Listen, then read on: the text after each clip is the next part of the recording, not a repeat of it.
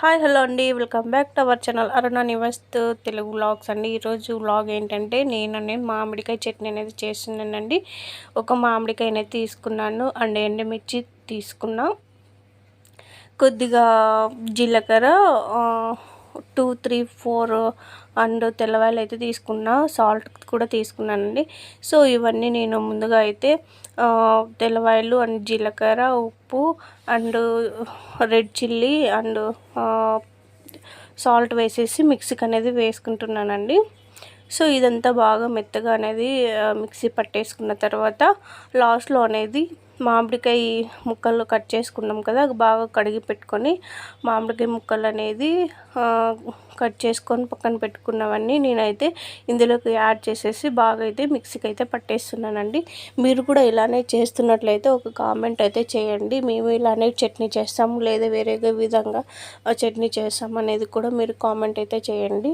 కొద్దిగా పసుపు కూడా యాడ్ చేస్తున్నానండి ఫ్లేవర్ కోసం అండ్ ఎల్లోగా ఉండాలని చట్నీ అయితే. సో మిక్సీకి అయితే బాగా ఒక దెబ్బలు అంటే కచ్చా పచ్చగా అయితే పట్టేసుకున్నానండి. ఇలా అయితే మనం వేడి వేడి రైస్ లెక్క అనేది బాగా అంటే టేస్ట్గా ఉంటుందనేసి ఇలా కచ్చా పచ్చగా అనేది గ్రైండ్ పెట్టేసుకున్నాను. సో పోపుకి అయితే నేను వడపప్పు అండ్ జీలకర్ర, ఆవాలు, ఎండుమిర్చి, కరివేపాకు కూడా తీసుకున్నానండి.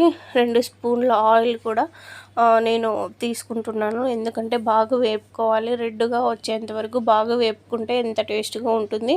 కొద్దిగా పులుపు ఉన్నా కూడా పులుపు అనేది కొద్దిగా తగ్గుతుందండి, ఎక్కువ పులుపు ఉన్నా కూడా. సో 2 స్పూన్ల ఆయిల్ అయితే వేసేసి నేను ఈ పోపు దినుసులు అనేది వేస్తున్నాను. ఫస్ట్ టైం ఈ 2024లో ఫస్ట్ టైం అయితే నేను మామిడికాయ చట్నీ అనేది చేస్తున్నాను. చాలామంది పచ్చడి అంటారు, మా సైడ్ అయితే చట్నీ అయితే అంటామండి, లేదా మామిడికాయ కారం కూడా అంటాము. సో ఇవైతే నేను పోపు అనేది పెట్టేశాను. ఆ తర్వాత ఈ రుబ్బి పెట్టుకున్న మిక్సీ పట్టేసుకున్న చట్నీ అంతా నేను కడాయిలోకి అనేది వేసేస్తున్న ఆయిల్లోకి బాగా వేపుకోవాలి. ఆయిల్లో మొత్తం ఆయిల్ కలిసిపోయేంత వరకు చట్నీ అనేది బాగా ఫ్రై చేసుకోవాలండి. ఇలా బాగా కలుపుకోవాలి. ఎంత ఫ్రై చేసుకుంటే అంత టేస్ట్గా ఉంటుంది మామిడికాయ చట్నీ. సో ఇది వన్ వీక్ వరకు నిల్వ ఉంటుంది. మనం వేరే ప్రాసెస్గా చేసినా కూడా ఒక దాదాపు 1 మంత్ అట్లా అయినా కూడా ఉంటుందండి, ఎందుకంటే పచ్చి మామిడికాయ కాబట్టి పచ్చిగా ఉంటుంది కాబట్టి. ఈ వీడియో కానీ మీకు నచ్చినట్లయితే లైక్ చేయండి.